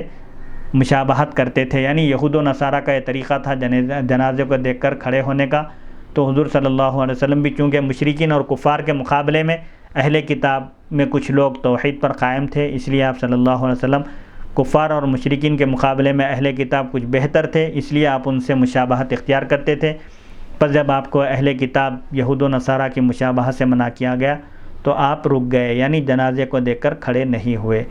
باب نمبر 47 باب متى يقعد اذا قام للجنازة، جب جنازے کے لیے کھڑا ہو تو کس وقت بیٹھے۔ حدیث نمبر 1308 حدثنا قتيبة بن سعيد قال حدثنا ليث عن نافع عن ابن عمر رضي الله تعالى عنهما عن عامر بن ربيعة رضي الله تعالى عنه عن النبي صلى الله عليه وسلم قال اذا رأى احدكم جنازة فإن لم يكن ماشيا معها فليقم حتى يخلفها او تخلفه او توضع من قبل ان تخلفه۔ امام بخاری رحمۃ اللہ علیہ روایت کرتے ہیں، ہمیں قتیبہ بن سعید نے حدیث بیان کی، انہوں نے کہا ہمیں لیث نے حدیث بیان کی نافع سے، انہوں نے حضرت ابن عمر رضی اللہ عنہما سے، انہوں نے حضرت عامر بن ربیعہ رضی اللہ عنہ سے، انہوں نے نبی کریم صلی اللہ علیہ وسلم سے روایت کیا، آپ نے فرمایا جب تم میں سے کوئی شخص جنازے کو دیکھے پس اگر وہ اس کے ساتھ چل نہ رہا ہو، جنازے کے پیچھے چلنے والوں میں شامل نہ ہو، تو کھڑا ہو جائے حتیٰ کہ جنازہ اس کو پیچھے چھوڑ دے، یا تم اس کو پیچھے چھوڑ دو، یا تمہارے چھوڑنے سے پہلے جنازے کو رکھ دیا جائے۔ اس حدیث کی تشریح صحیح بخاری حدیث نمبر 1307 میں گزر چکی۔ حدیث نمبر 1309 حدثنا احمد بن یونس قال حدثنا ابن ابی ذئب عن سعید المقبوری عن ابیہ قال كنا فی جنازۃ فاخذ ابو ہریرہ رضی اللہ تعالی عنہ بید مروان فجلسا قبل ان توضع فجاء ابو سعید رضی اللہ تعالی عنہ فاخذ بید مروان فقال قم فوالله لقد علم هذا ان النبي صلی اللہ علیہ وسلم نهانا عن ذلك فقال ابو ہریرہ صدق۔ امام بخاری رحمۃ اللہ علیہ روایت کرتے ہیں، ہمیں احمد بن یونس نے حدیث بیان کی، انہوں نے کہا ہمیں ابن ابی ذئب نے حدیث بیان کی حضرت سعید مقبوری سے، انہوں نے اپنے والد سے خود، انہوں نے کہا ہم ایک جنازے میں تھے، پس حضرت ابو ہریرہ رضی اللہ عنہ نے مروان کا ہاتھ پکڑا، پس وہ دونوں جنازے کو رکھنے سے پہلے بیٹھ گئے، پس حضرت ابو سعید خدری رضی اللہ عنہ تشریف لائے، انہوں نے مروان کا ہاتھ پکڑ کر کہا کھڑے ہو، پس اللہ کی قسم ان کو خوب علم ہے کہ نبی کریم صلی اللہ علیہ وسلم ہم کو اس سے منع کرتے تھے۔ حضرت ابو ہریرہ نے فرمایا انہوں نے سچ کہا۔ اس حدیث کو صرف امام بخاری رحمۃ اللہ علیہ نے روایت کیا ہے، اس کی دلیل کہ جنازے کے لیے کھڑا ہونا واجب نہیں ہے۔ علامہ ابو الحسن ابن بطال مالکی قرطبی لکھتے ہیں، محلب نے کہا کہ حضرت ابو ہریرہ اور مروان کا بیٹھنا اس کی دلیل ہے کہ ان کو یہ علم تھا کہ جنازے کے لیے کھڑا ہونا واجب نہیں ہے، اور یہ کہ اس حکم پر عمل ترک کر دیا گیا ہے، یعنی چھوڑ دیا گیا ہے، کیونکہ یہ نہیں ہو سکتا کہ ان کو یہ علم ہو کہ جنازے کے لیے کھڑے ہونا واجب ہے اور پھر وہ بیٹھ جائیں، اور اگر جنازے کے لیے کھڑے ہونا واجب ہوتا تو یہ مروان ایسے شخص سے مخفی نہ ہوتا، یعنی چھپا ہوا نہ ہوتا، کیونکہ ان کے سامنے اکثر جنازے آتے تھے۔ حضرت ابن عمر اور دیگر صحابہ کا اسی پر عمل ہے کہ وہ جنازہ رکھنے سے پہلے بیٹھ جاتے تھے۔ علامہ عینی لکھتے ہیں، اگر یہ اعتراض کیا جائے کہ حضرت ابو ہریرہ نے جو حضرت ابو سعید کی تصدیق کی تھی اس کی کیا وجہ تھی، اس کا جواب یہ ہے کہ حضرت ابو ہریرہ نے اس لیے تصدیق کی تھی کہ ان کو معلوم تھا کہ پہلے نبی کریم صلی اللہ علیہ وسلم جنازہ گزرنے کے وقت بیٹھنے سے آپ نے منع فرمایا تھا، اور ان کو معلوم تھا کہ نبی کریم صلی اللہ علیہ وسلم بعد میں خود تشریف فرما ہوئے تھے، بیٹھ گئے تھے، تو حضرت ابو ہریرہ نے پہلے حکم کے اعتبار سے تصدیق کی تھی، اور بعد میں وہ اور مروان اس حکم کے اعتبار سے بیٹھ گئے تھے جس کے مطابق آپ صلی اللہ علیہ وسلم کا آخری عمل تھا۔ باب نمبر 48 باب من تبع جنازة فلا يقعد حتى توضع عن مناكب الرجال فإن قعد أمر بالقيام،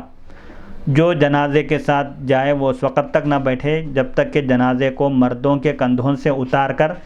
نیچے نہ رکھ دیا جائے، اور اگر کوئی بیٹھ جائے تو اسے کھڑا ہونے کا حکم دیا جائے۔ حدیث نمبر 1310 حدثنا مسلم یعنی ابن ابراہیم قال حدثنا هشام قال حدثنا يحيى عن ابي سلمة عن ابي سعيد الخدري رضي الله تعالى عنه عن النبي صلى الله عليه وسلم قال اذا رايتم الجنازة فقوموا فمن تبعها فلا يقعد حتى توضع۔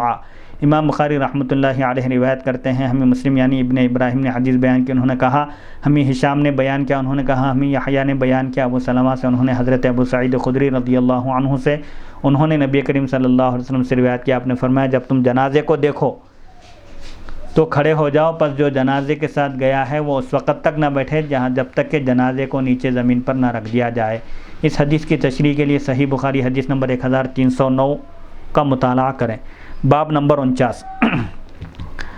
باب من قام لجنازۃ یہودی، جو شخص یہودی کے جنازے کے لیے کھڑا ہو۔ حدیث نمبر 1311 حدثنا معاذ بن فضالة قال حدثنا هشام عن يحيى عن عبيد الله بن مقسم عن جابر بن عبد الله رضي الله تعالى عنهما قال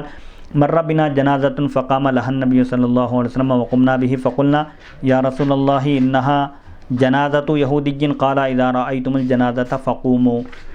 امام بخاری رحمۃ اللہ علیہ روایت کرتے ہیں، ہمیں معاذ بن فضالہ نے بیان کیا، انہوں نے کہا، ہمیں ہشام نے بیان کیا، انہوں نے یحییٰ سے، انہوں نے عبید اللہ بن مقسم سے، انہوں نے حضرت جابر بن عبداللہ رضی اللہ عنہما سے بیان کیا، انہوں نے بیان کیا کہ ہمارے ساتھ یعنی ہمارے پاس سے ایک جنازے کا گزر ہوا، بس نبی کریم صلی اللہ علیہ وسلم اس کے لیے کھڑے ہو گئے، یعنی اس جنازے کو دیکھ کر آپ کھڑے ہو گئے، بیٹھے ہوئے تھے اور ہم بھی آپ کے ساتھ کھڑے ہو گئے۔ بس ہم نے عرض کیا یا رسول اللہ صلی اللہ علیہ وسلم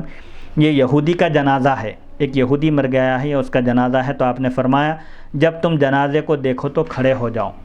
باب مذکور کی دیگر احادیث، یعنی اس باب کی اور جو احادیث ہیں، حضرت جابر بن عبداللہ رضی اللہ عنہما بیان کرتے ہیں کہ ایک جنازہ گزرا تو رسول اللہ صلی اللہ علیہ وسلم اس کے لیے کھڑے ہو گئے اور ہم بھی آپ کی اتباع میں آپ کے ساتھ کھڑے ہو گئے۔ پس ہم نے عرض کیا یا رسول اللہ صلی اللہ علیہ وسلم یہ یہودی کا جنازہ ہے، تو آپ نے فرمایا موت خوف اور دہشت کی چیز ہے،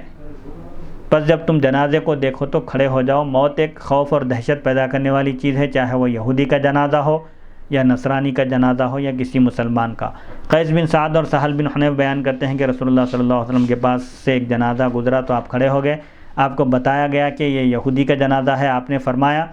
کیا یہ انسان نہیں ہے؟ یہودی کے جنازے کے لیے کھڑے ہونے کی توجیحات۔ علامہ ابن بطال مالکی لکھتے ہیں، امام طحاوی نے کہا کہ ان احادیث پر عمل منسوخ ہو چکا ہے۔ ابن سخبرہ بیان کرتے ہیں کہ ہم حضرت علی بن ابی طالب رضی اللہ عنہ کے ساتھ جنازے کے انتظار میں بیٹھے تھے، تو ایک جنازہ گزرا تو ہم کھڑے ہو گئے۔ حضرت علی نے فرمایا یہ کیسا قیام ہے؟ حضرت ابو موسیٰ رضی اللہ عنہ نے کہا رسول اللہ صلی اللہ علیہ وسلم نے فرمایا جب تم جنازہ دیکھو، خواہ وہ مسلمان کا ہو یا یہودی کا ہو یا نصرانی کا ہو، پس تم کھڑے ہو جاؤ، کیونکہ تم اس کی تعظیم کے لیے نہیں کھڑے ہو رہے ہو بلکہ اس کے ساتھ جو فرشتے ہیں ان کی تعظیم، ان کے احترام کے لیے کھڑے ہو رہے ہو۔ حضرت علی نے فرمایا رسول اللہ صلی اللہ علیہ وسلم نے اس طرح صرف ایک مرتبہ فرمایا تھا، اس وقت آپ اہل کتاب کی مشابہت اختیار کرتے تھے، جب آپ کو اسے منع کیا گیا، اہل کتاب یعنی یہود و نصارہ کی مشابہت اختیار کرنے سے جب آپ کو منع کیا گیا تو آپ نے اس قیام کو ترک کر دیا۔ بس حضرت علی نے اس حدیث میں خبر دی کہ نبی کریم صلی اللہ علیہ وسلم نے ابتداء اسلام میں صرف ایک مرتبہ جنازے کو دیکھ کر قیام کیا، اہل کتاب سے مشابہت کی وجہ سے اور انبیاء سابقین کی اقتداء کرنے کی وجہ سے، حتیٰ کہ اللہ تعالیٰ نے اس کے خلاف حکم دیا اور وہ جنازے کو دیکھ کر بیٹھے رہنا تھا۔ نیز ابن بطال مالکی لکھتے ہیں، ہمیں ابو عاصم نے ابن جریج سے، انہوں نے حضرت ابن عباس رضی اللہ عنہما سے یہ روایت کی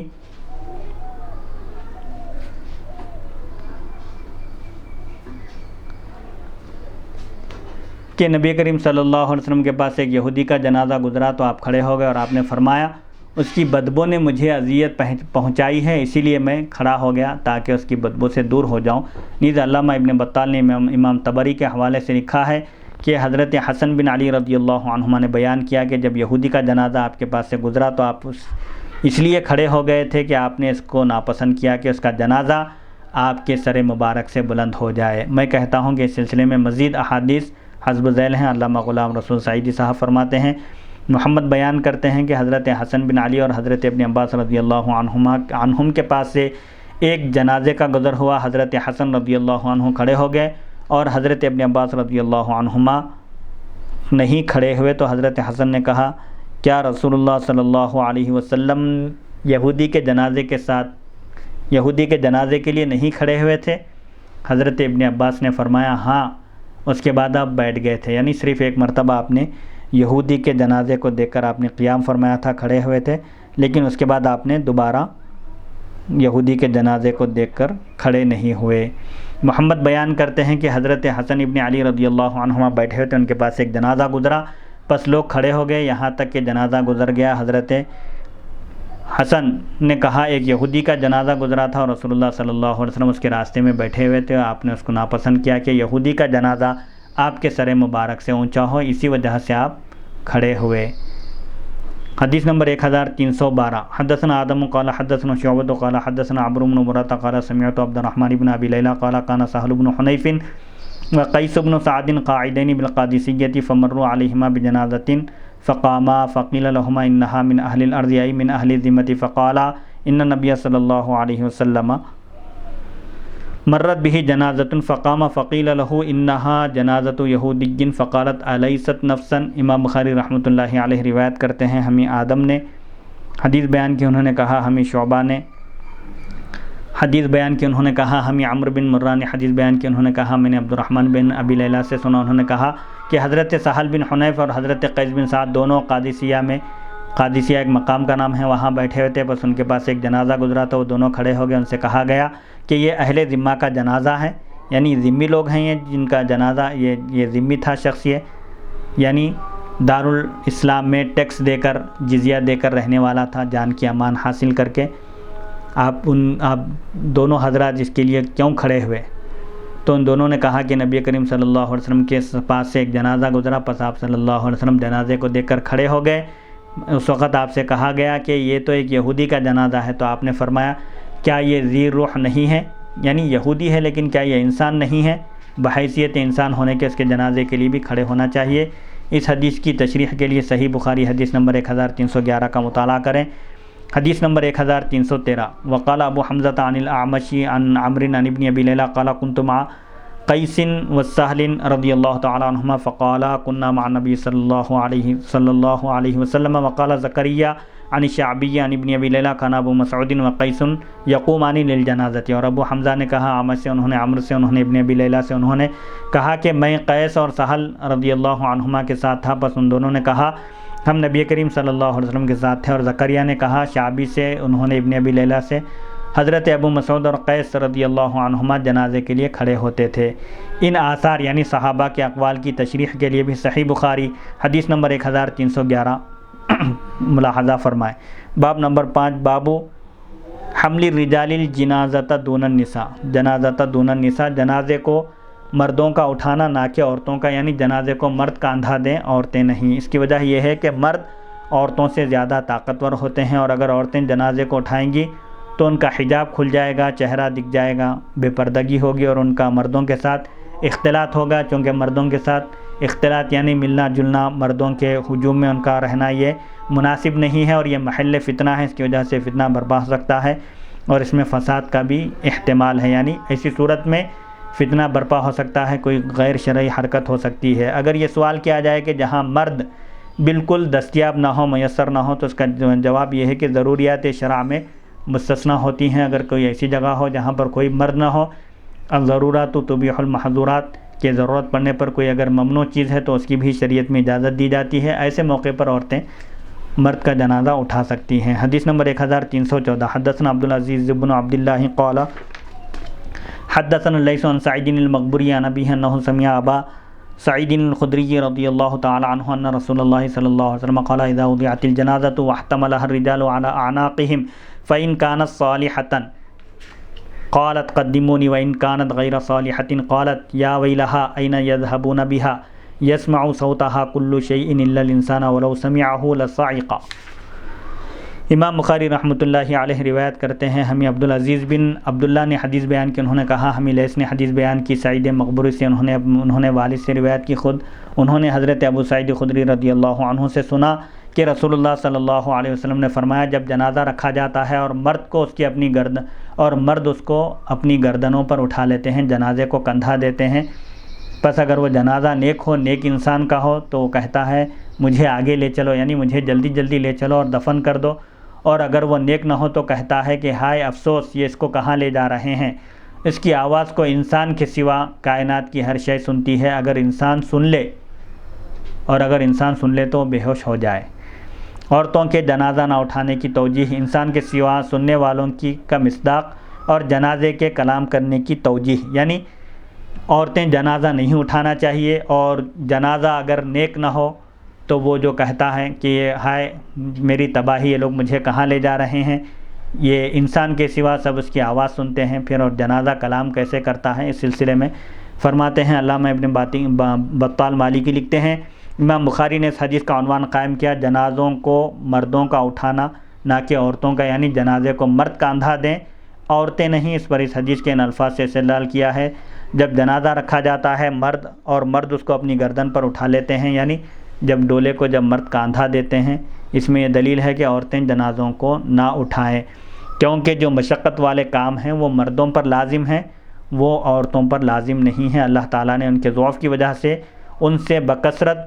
یعنی عورتوں کے کمزور ہونے کی وجہ سے کئی احکام اللہ تعالیٰ نے ان سے ساقط کر دیے ہیں۔ اللہ تعالیٰ نے ارشاد فرمایا الا المستضعفین من الرجال والنساء والولدان، سوائے کمزور مردوں اور عورتوں اور بچوں کے۔ اس حدیث میں جو فرمایا اگر وہ نیک نہ ہو تو وہ کہتا ہے ہائے افسوس، یہ اس کو کہاں لے جا رہے ہیں، یعنی وہ اس جنازے کو اٹھا کر کہاں لے جا رہے ہیں۔ اس کی اس آواز کو انسان کے سوا کائنات کی ہر شے سنتی ہے۔ اس پر یہ سوال ہوتا ہے کہ کیا اس کی آواز کو پتھر اور درخت بھی سنتے ہیں، کیونکہ اس حدیث میں صرف انسان کا استثناء ہے، یعنی انسان کے سوا اس کی آواز کائنات کی ہر شے سنتی ہے۔ ہر شے میں کائنات کے پتھر اور درخت بھی ہیں۔ اس کا جواب یہ ہے کہ اگرچہ یہاں پر الفاظ عام ہیں لیکن اس سے مراد خاص ہے، اور اس کے معنی یہ ہے کہ اس کی آواز کو تمام اہل علم سنتے ہیں اور وہ ملائکہ اور جنات ہیں، یعنی یہاں پر انسان کے سوا سے مراد فرشتے اور جنات ہیں۔ دوسرا سوال یہ ہے کہ یہ کلام کون کرتا ہے، کیونکہ صاحب جنازہ تو فوت شدہ ہوتا ہے، کہ یہ بات کون کہتا ہے۔ نیک ہوتا ہے جنازہ تو کہتا ہے کہ مجھے جلدی جلدی لے چلو، اللہ تعالیٰ نے جو نعمتیں میرے لیے تیار کر رکھی ہیں اس کی طرف مجھے جلدی پہنچا دو۔ اور اگر جنازہ برے آدمی کا ہو، نیک نہ ہو، تو وہ کہتا ہے کہ ہائے افسوس، یہ مجھے کہاں لے جا رہے ہیں۔ تو یہ الفاظ کون کہتا ہے، یہاں یہ سوال ہے۔ اس کا جواب یہ ہے کہ جنازے کی روح یہ کلام کرتی ہے، کیونکہ روح نکلنے کے بعد جنازہ کلام نہیں کر سکتا سوائے اس کے کہ اللہ اس میں روح کو لوٹا دے، اور روح کی بات وہی سنتا ہے جو روح کی طرح لطیف ہو، اور وہ ملائکہ اور جنات ہیں۔ باب نمبر 51، باب السرعۃ بالجنازۃ، جنازے کو جلدی لے جانے کا بیان۔ وقال انس رضی اللہ تعالی عنہ انتم مشیعون فامشوا بین یدیہا وخلفہا وعن یمینہا وعن شمالہا، اور حضرت انس رضی اللہ عنہ نے کہا تم جنازے کو رخصت کر رہے ہو، جنازے کے ساتھ چلنے والے گویا جنازے کو وداع کر رہے ہیں، رخصت کر رہے ہیں، لہذا تم اس کے آگے چلو اور پیچھے چلو اور دائیں چلو اور بائیں چلو۔ اس تعلیق کی اصل، یہ صحابی کے قول کی اصل مصنف عبدالرزاق حدیث نمبر 2687 میں ہے۔ وقال غیرہ قریبا منہا، اور دوسرے اصحاب نے کہا کہ جنازے کے قریب چلو۔ اس کی تعلیق اس تعلیق کی اصل یہ اثر ہے، یعنی یہ صحابی کا قول ہے۔ ابو العالیہ نے کہا جنازے کے پیچھے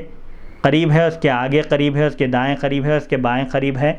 یعنی بعض صحابہ یہ کہتے ہیں کہ جنازے کے ساتھ چلنے میں آگے پیچھے دائیں بائیں چلنے میں کوئی حرج نہیں ہے۔ احناف کے پاس جنازے کے پیچھے چلنا افضل ہے، اور شوافیہ کے پاس جنازے کے آگے چلنا افضل ہے۔ حدیث نمبر 1315، حدثنا علی بن عبداللہ قال حدثنا سفیان قال حفظناه من الزہری عن سعید بن المسیب عن ابی ہریرہ رضی اللہ تعالی عنہ عن النبی صلی اللہ علیہ وسلم قال اسرعوا بالجنازۃ فإن تک صالحة فخیر تقدمونها الیہ وإن تک سوا ذلك فشر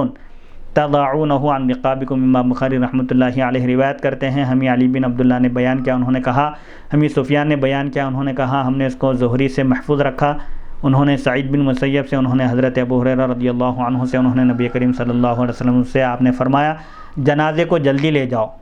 یعنی جنازے کو جتنی جلدی ہو سکتا ہے لے جا کر دفن کر دو۔ پس اگر وہ نیک ہے تو تم اس کو اس کی طرف نیکی کو جلدی پہنچا رہے ہو، یعنی اگر وہ نیک ہے تو قبر میں سوال جواب کے بعد جو اس کے ساتھ سلوک ہوگا، اس کے لیے جو نعمتیں اور راحتیں ملیں گی، اس کی طرف تم اس کو جلدی پہنچا دو گے، اور اگر وہ اس کے سوا ہے، یعنی اگر وہ برا شخص ہے تو تم شر کو اپنی گردنوں سے اتار دو گے۔ جنازے کے ساتھ کس کیفیت کے ساتھ چلنا چاہیے، علامہ ابن بطال مالکی لکھتے ہیں امام طحاوی نے حضرت ابو ہریرہ رضی اللہ عنہ سے روایت ذکر کی کہ لوگ جنازے کے ساتھ آہستہ آہستہ چلتے تھے، تو ان کو حضرت ابو ہریرہ رضی اللہ عنہ نے ڈانٹا اور فرمایا ہم رسول اللہ صلی اللہ علیہ وسلم کے ساتھ بھاگ بھاگ کر چلتے تھے، یعنی تیز تیز قدموں سے چلتے تھے۔ تو ایک قوم نے اس پر عمل کیا، ایک جماعت نے، اور کہا جنازے کے ساتھ تیز تیز چلنا افضل ہے۔ نوٹ: امام طحاوی نے یہ حدیث حضرت ابو بکر رضی اللہ عنہ سے روایت کی ہے، نہ کہ حضرت ابو ہریرہ سے۔ دوسرے فقہا نے اس کی مخالفت کی ہے اور کہا ہے کہ جنازے کے ساتھ آہستہ آہستہ چلنا افضل ہے۔ حدیث شریف میں ہے حضرت ابو بردہ اپنے والد رضی اللہ عنہ سے روایت کرتے ہیں کہ نبی کریم صلی اللہ علیہ وسلم کے پاس سے ایک جنازہ گزرا، وہ اس کے ساتھ بھاگ بھاگ کر چل رہے تھے، تو نبی کریم صلی اللہ علیہ وسلم نے فرمایا تم کو سکون کے ساتھ اطمینان کے ساتھ چلنا چاہیے۔ حضرت ابن مسعود رضی اللہ عنہ بیان کرتے ہیں کہ ہم نے رسول اللہ صلی اللہ علیہ وسلم سے جنازے کے ساتھ چلنے کی کیفیت کے متعلق پوچھا تو آپ نے فرمایا بھاگنے کی رفتار سے کم چلو، یعنی بھاگنے اور چلنے کی رفتار کے درمیان جنازے کے ساتھ چلنے کی رفتار ہونا چاہیے۔ پس اگر وہ مومن ہے تو اس کے لیے جتنی عجلت کی گئی، جتنی جلدی کی جائے وہ بہتر ہے، اور اگر وہ کافر ہے تو اہل دوزخ کے لیے دوری ہو، یعنی اس کے جنازے کو جلد سے جلد کاندھے سے اتار دیا جائے۔ امام ابو جعفر احمد بن محمد طحاوی لکھتے ہیں، پس رسول اللہ صلی اللہ علیہ وسلم نے اس حدیث میں یہ خبر دی کہ جنازے کے ساتھ چلنے کی کیفیت بھاگنے سے کم ہونی چاہیے، سو ہم اسی پر عمل کرتے ہیں، اور یہی امام اعظم ابو حنیفہ، امام ابو یوسف اور امام محمد رحمہ اللہ کا قول ہے کہ جنازے کے ساتھ آہستہ بھی نہیں چلنا چاہیے اور بھاگتے ہوئے بھی نہیں جانا چاہیے، بلکہ تیز تیز قدموں سے درمیانی رفتار سے چلنا چاہیے۔ علامہ ابن بطال مالکی لکھتے ہیں، اور یہی جمہور علماء کا قول ہے کہ جنازے کے ساتھ متوسط درمیانی رفتار کے ساتھ چلنا چاہیے۔ باب نمبر 52، باب قول المیت وهو علی الجنازۃ قدمونی، میت کا جنازے پر کہنا مجھے جلدی لے جاؤ۔ حدیث نمبر 1316، حدثنا عبداللہ بن یوسف قال حدثنا اللیث قال حدثنا سعید عن ابیہ انہ سمع ابا سعید الخدری رضی اللہ تعالی عنہ قال کان نبی صلی اللہ علیہ وسلم یقول اذا وضعت الجنازۃ فاحتملها الرجال على اعناقهم فان كانت صالحة قالت قدموني وان كانت غير صالحة قالت لأهلها یا ویلها این یذهبون بها یسمع صوتها کل شیء الا الانسان ولو سمع الانسان لصعق۔ امام بخاری رحمۃ اللہ علیہ روایت کرتے ہیں، ہمیں عبداللہ بن یوسف نے بیان کیا، انہوں نے کہا ہمیں لیث نے بیان کیا، انہوں نے کہا ہمیں سعید نے بیان کیا اپنے والد سے، انہوں نے حضرت ابو سعید خدری رضی اللہ عنہ سے سنا کہ نبی کریم صلی اللہ علیہ وسلم فرماتے تھے جب جنازہ رکھ دیا جائے پس لوگ اس کو اپنی گردنوں پر اٹھا لیں، اگر وہ جنازہ نیک ہو تو کہتا ہے مجھے آگے لے جاؤ، اور اگر نیک نہ ہو تو لے جانے والوں سے کہتا ہے ہائے افسوس وہ اس کو کہاں لے جا رہے ہیں۔ انسان کے سوا اس کی آواز ہر شے ہر چیز سنتی ہے، اور اگر انسان اس کی آواز سن لے، جنازے کی پکار سن لے تو وہ بے ہوش ہو جائے۔ اس حدیث کی تشریح کے لیے صحیح بخاری حدیث نمبر 1314 کا مطالعہ کریں۔ باب نمبر 53، باب من صف صفین و ثلاثۃ علی الجنازۃ خلف الامام، جس نے امام کے پیچھے جنازے کی 2 یا 3 صفیں بنائی۔ حدیث نمبر 1317، حدثنا مسدد عن ابی عوانۃ عن قتادۃ عن عطاء عن جابر بن عبد اللہ رضی اللہ تعالی عنہما ان رسول اللہ صلی اللہ علیہ وسلم صلی علی النجاشی فکنت فی الصف الثانی او الثالث۔ امام بخاری رحمۃ اللہ علیہ روایت کرتے ہیں، ہمیں مسدد نے بیان کیا ابو عوانہ سے، انہوں نے قتادہ سے، انہوں نے عطا سے، انہوں نے حضرت جابر بن عبداللہ رضی اللہ عنہما سے کہ رسول اللہ صلی اللہ علیہ وسلم نے نجاشی کی نماز جنازہ پڑھائی، حبش کے بادشاہ کی، پس میں دوسری یا تیسری صف میں تھا، یعنی امام کے پیچھے نماز جنازہ کے لیے طاقت میں صفیں بنانا چاہیے، 3 5 7 9 طاقت کا لحاظ رکھنا چاہیے۔ اس حدیث کو صرف امام بخاری نے روایت کیا۔ اس حدیث سے معلوم ہوا کہ نماز جنازہ کی امام کے پیچھے 2 یا 3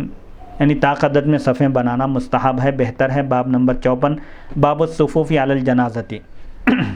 نماز جنازہ کی صفیں۔ حدیث نمبر 1318، حدثنا مسدد قال حدثنا یزید بن زریع قال حدثنا معمر عن الزہری عن سعید عن ابی ہریرہ رضی اللہ تعالی عنہ قال نعى النبی صلی اللہ علیہ وسلم الى اصحابہ النجاشی ثم تقدم فصفوا خلفہ فکبر 4۔ امام بخاری رحمۃ اللہ علیہ روایت کرتے ہیں، ہمیں مسدد نے حدیث بیان کی، انہوں نے کہا ہمیں یزید بن زریع نے حدیث بیان کی، انہوں نے کہا ہمیں معمر نے حدیث بیان کی زہری سے، سعید انہوں نے حضرت ابو ہریرہ رضی اللہ عنہ سے انہوں نے بیان کیا کہ نبی کریم صلی اللہ علیہ وسلم اپنے اصحاب کو نجاشی کی موت کی خبر دیا آپ نے، پھر آپ آگے بڑھ گئے، پس صحابہ نے آپ کے پیچھے صف بنائی، پس آپ نے 4 مرتبہ تکبیر کہی، یعنی نماز جنازہ پڑھائی۔ اس حدیث کی تشریح صحیح بخاری حدیث نمبر 1245 میں گزر چکی، تاہم بعض ضروری مسائل کی وضاحت کی جا رہی ہے۔ کتنے مسلمان نماز جنازہ پڑھیں تو میت کی مغفرت ہو جاتی ہے؟ حضرت عائشہ بیان کرتی ہیں کہ نبی کریم صلی اللہ علیہ وسلم نے فرمایا جس میت کی نماز جنازہ مسلمانوں کی ایک جماعت پر ہے جن کی تعداد 100 افراد ہو اور وہ سب کے سب اس کی سفارش کریں تو ان کی سفارش قبول کی جائے گی۔ حضرت ابن عباس رضی اللہ عنہما بیان کرتے ہیں کہ میں نے رسول اللہ صلی اللہ علیہ وسلم کو یہ فرماتے ہوئے سنا، جو مسلمان فوت ہو اور اس کے جنازے میں 40 افراد شریک ہوں اور وہ اللہ کے ساتھ بالکل شرک نہ کرتے ہوں، یعنی خالص مومن ہوں، موحد ہوں، تو اللہ تعالیٰ اس شخص کے متعلق ان کی شفاعت قبول فرمائے گا۔ حضرت مالک بن حبیرہ رضی اللہ عنہ بیان کرتے ہیں کہ رسول اللہ صلی اللہ علیہ وسلم نے ارشاد فرمایا جو مسلمان فوت ہو اور مسلمانوں کی 3 صفیں اس کی نماز جنازہ پڑھیں تو اس کی مغفرت واجب ہو جاتی ہے۔ نماز جنازہ کی 4 تکبیروں کے ثبوت میں احادیث شریفہ صحابہ کے اقوال اور ائمہ مجتہدین کے اقوال۔ اس حدیث شریف میں نماز جنازہ کی 4 تکبیروں کا ذکر ہے۔ حضرت عمر بن خطاب، حضرت عبداللہ بن عمر، حضرت زید بن ثابت، حضرت جابر، حضرت ابن ابی اوفا، حضرت حسن بن علی، حضرت برا بن عازب، حضرت ابو ہریرہ اور حضرت عقبہ بن عامر رضی اللہ عنہم کا یہی موقف ہے، اور فقہائے تابعین میں سے محمد بن حنفیہ، عطا ابن ابی رباح،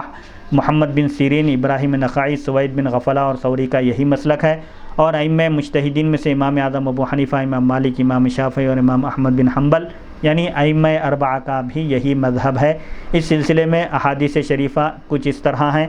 یزید بن ثابت بیان کرتے ہیں کہ رسول اللہ صلی اللہ علیہ وسلم نے خاتون کی قبر پر 4 تکبیرات کہیں، یعنی نماز جنازہ آپ نے ادا کی اور 4 تکبیریں آپ نے فرمائی۔ ابو امامہ بن سہل اپنے والد سے روایت کرتے ہیں کہ رسول اللہ صلی اللہ علیہ وسلم نے ایک خاتون کی قبر پر 4 تکبیرات پڑھی، یعنی نماز جنازہ آپ نے پڑھائی اور 4 مرتبہ اللہ اکبر کہا۔ حضرت جابر بن عبداللہ رضی اللہ عنہما بیان کرتے ہیں کہ نبی کریم صلی اللہ علیہ وسلم نے اصحابہ نجاشی ملک حبش کے بادشاہ کی آپ نے نماز جنازہ پڑھی اور اس میں بھی آپ نے 4 مرتبہ اللہ اکبر کہا۔ تو ان احادیث سے واضح ہو گیا کہ نماز جنازہ میں جملہ 4 تکبیرات فرض ہیں۔ علامہ علاء الدین حصکفی نے لکھا ہے کہ نماز میں یہ 4 تکبیرات فرض ہیں اور قیام فرض ہے، اور بغیر عذر شرعی کے بیٹھ کر نماز جنازہ پڑھنا جائز نہیں ہے۔ الحمدللہ آج کی اس نشست کا اختتام حدیث نمبر 1318 پر کرتے ہوئے میں اللہ تعالیٰ سے دعا کرتا ہوں کہ وہ تمام عالم اسلام کے مسلمانوں کی جان و مال، عزت اور آبرو کی حفاظت فرمائے، اور تمام اہل اسلام کی اور امت مسلمہ کی مغفرت فرمائے، اور تمام امت مسلمہ کی مدد فرمائے اور ان پر رحم فرمائے اور ان کی مصیبتوں میں ان کی مدد فرمائے۔ اور خاص طور پر میں اس ریکارڈنگ کے ڈائریکٹر مولانا سید عبدالواسع حسینی بخاری چشتی المعروف امان اللہ صاحب کی صحت و عافیت اور ان کے اہل خانہ کی صحت و عافیت کے لیے میں اللہ تعالیٰ سے دعا گو ہوں کہ اللہ تعالیٰ ان سب کو اپنے حفظ و امان میں رکھے اور انہیں دنیا اور آخرت کی ہر بھلائی سے سرفراز فرمائے، اور ہم سب کا خاتمہ ایمان پر فرمائے۔ وصلی اللہ تعالیٰ علی خیر خلقہ سیدنا محمد و آلہ و صحبہ اجمعین، الحمد للہ رب العالمین۔